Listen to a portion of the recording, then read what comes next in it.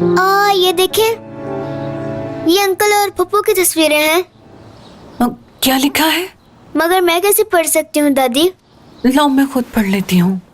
तुम्हारी पप्पू अच्छी लग रही है ना? जी, ऊपर वाली तस्वीर तो उससे भी प्यारी है। हाँ, इसमें लिखा है कि वो खबर झूठी थी। आयशा और करीम की तस्वीरें बहुत पुरानी हैं। मैंने कहा था ना तुम्हें बहू। ये खबर उसके भाई को सुना है, शायद उसे सुकून मिल जाए। खुद तो वो एंजॉय कर रही है। एंजॉय नहीं, वो सैर करने गए हैं। हमने समझने में कुछ गलती कर दी। जाओ बेटा तुम जाकर खेलो कमरे में। शाबाश। हाँ। क्या बात है अम्मी, हम यहाँ परेशान हो रहे हैं और आयशा को देख के वहाँ मजे कर रही है। बेटा हो सकता है कि आयशा भी किसी मुश्किल से गुजर रही हो। अम्मी इस बार तो किसी मोहल्लेदार ने भी हमारी मदद नहीं की, किसी ने पूछा तक नहीं। ये सब आयशा की वजह से हुआ। देखो सब ठीक हो जाएगा। आयशा बेकसूर है, ये खबर सुनकर रज़ा बहुत खुश हो जाएगा। मुझे अब इस बात से कोई फर्क नहीं पड़ता।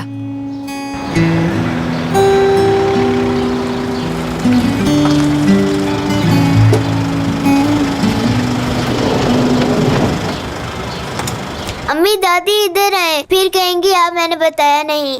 क्या हुआ बेटी?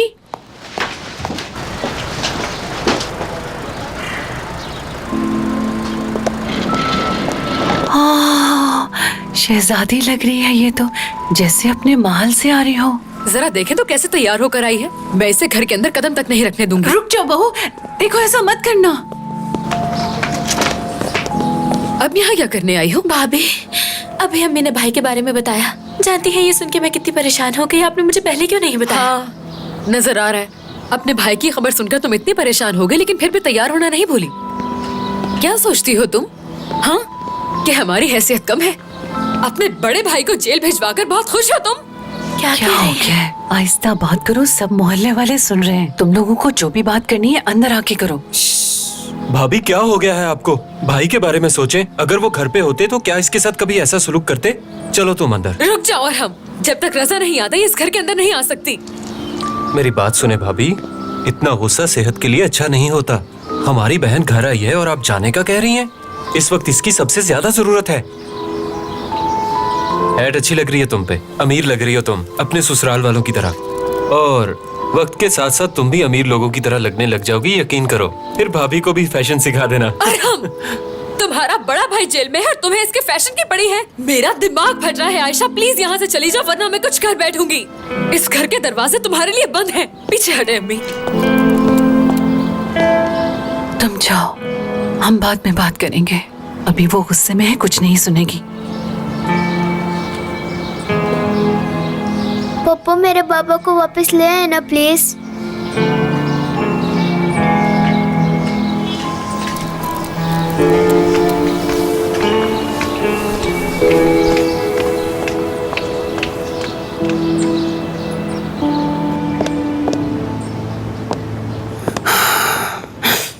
आप सब तैयार हैं तो शुरू करें।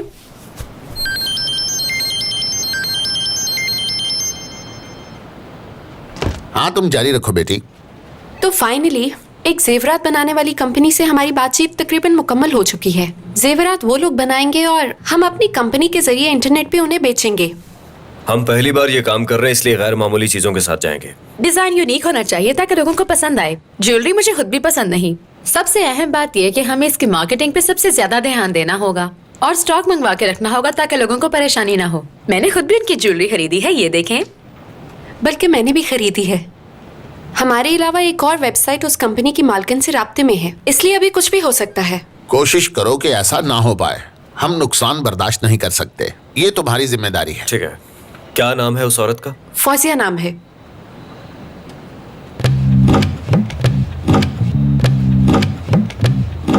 फुरकान, ये नाम सुना सुना लग रहा है। मुझे तो इस नाम से कुछ भी याद नहीं आ रहा। क्या इस दुनिया में कोई ऐसी औरत भी है जिसके बारे में तुम नहीं जानते करीम? और जब कोई स्कैंडल सामने आता है तो मुकर जाते हो। नहीं बाबा जान, वो सब तो पुरानी बातें। अब तो आयशा के बाद तो आपको पता ही है। सुनो फायजा, इस मॉडल की तस्वीरें वेबसाइट के आखिर में लगाना। मुझे कुछ ठीक नहीं लगी, इसलिए एंड पे ही लगाना। इस तस्वीर से शायद आपको कुछ याद आ जाए।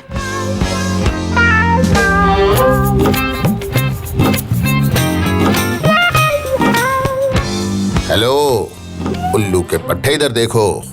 जानते हो ना इसे? इस लड़की को भी जरूर धोखा दिया होगा तुमने। अरे नहीं बाबा, ऐसा कुछ खूबसूरत है नहीं। वैसे। हाँ हाँ। तो ठीक है, जल्द से जल्द मुआहदा तय करो। नहीं, मैं सोच रहा था कि निदा और फायजा अच्छा काम कर रही हैं। और औरत होने के नाते जेवरात का भी इन्हें ज्यादा इल्म है, तो मेरे ख्याल में ये काम इन्हें सौंप देना चाहिए हमें। हम मर्दों की निस्बत ये ज्यादा बेहतर तरीके से संभालेंगे इसे। हाँ हाँ बिल्कुल, मुझे और करीम को जेवरात के बारे में बिल्कुल भी तजर्बा नहीं है। अगर ये दोनों जाएंगे तो ज्यादा अच्छा रहेगा। हाँ, ये तो तुम ठीक कह रहे हो। ओह खुदाया, मीटिंग खत्म हो गई है, यहाँ वक्त जाया करने से बेहतर है अपना अपना काम करो।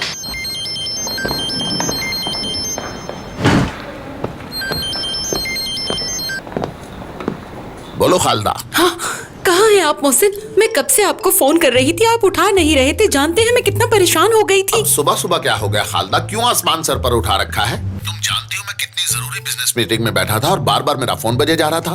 अब बताओ कि क्या आफत आ गई? पता है इस घर में क्या हो रहा है? आपकी वो चहीती बहू फिर से कहीं चली गई है, वो भी बिना बताए। बिना बताए चली गई? कैसे हो सकता है उसने बताया हो, तुमने सुना ना हो? मोहसिन, आप हमेशा उस लड़की की साइड क्यों लेते हैं? उस लड़की ने मुझे बताया भी नहीं और चली गई, और मेरी ही गाड़ी लेके मेरे ही ड्राइवर के साथ बिना बताए चली गई। ये सब आपकी गलती है, आपने ही उसे छूट दे रखी है। अरे भाई खालदा, मेरी छूट का हर कोई नाजायज फायदा तो नहीं उठाता। अब तुम अपने आप को ही देख लो। मैं ड्राइवर को फोन करता हूँ, ठीक है? जैसे ही मुझे कुछ पता चलता है मैं तुम्हें बताता हूँ। ठीक है, मैं आपकी कॉल का इंतजार कर रही हूँ। ओह सॉरी, मैं मोहसिन साहब से बात कर रही थी, लेकिन मैंने तो फोन बंद कर दिया। मुझे पता नहीं था कि आपने भी मोहसिन साहब से कोई बात करनी है। अगर कहे तो मैं दोबारा फोन मिला देती हूँ। अल्लाह अल्लाह। जब कम ज़र्फ लोगों के पास पैसा आता है तो वो ऐसी हरकतें करते हैं। देखो तो जरा इसको, बेकार औरत। भाई इस लड़की के बारे में मैं कैसे भूल सकता हूँ भला? उसका नाम सुनता ही मुझे याद आ गई थी। हाँ, यही बात मुझे भी तंग कर रही है कि आखिर ये लड़की मुझे कैसे याद रह गई। मैंने जाने कितनी लड़कियों से मिल चुका हूँ, उनकी शक्लें तक याद नहीं मुझे, लेकिन ये कैसे याद रह गई। लेकिन अब असल मसला ये है कि उसे मैं याद हूँ या नहीं हूँ। ये तो मैं भी नहीं जानता। वैसे ये बताओ, इसके साथ एंड पे कुछ बुरा तो नहीं हुआ था? मुझे कैसे याद होगा यार? वैसे अब इस लड़की की ज्वेलरी की कंपनी है। याद है उसने अपने बनाए हुए जेवर तुम्हें दिखाए भी थे। मुझे पसंद नहीं आए थे और मैं गुस्सा हो गया। नहीं, बल्कि इसका उलट, तुम्हें पसंद आए थे। तुमने उसकी तारीफ की, उसकी हौसला अफजाई की और काफी दिनों तक उसके साथ ही घूमे। और फिर अचानक एक दिन तुमने उसे छोड़ दिया। आज तक तुमने बताया नहीं कि वजह क्या थी। फिर तो बेहतर है कि मैं इस मामले से दूर ही रहूं। एक बार मुआहिदा हो जाने दो। कभी किसी चीज की खबर भी रख लिया करो। अब क्या हो गया बाबा? तुम्हारी बीवी बिना बताए घर से गायब हो गई। उससे कोई जरूरी काम होगा? ऐसा कौन सा काम था कि बिना बताए ही चली गई?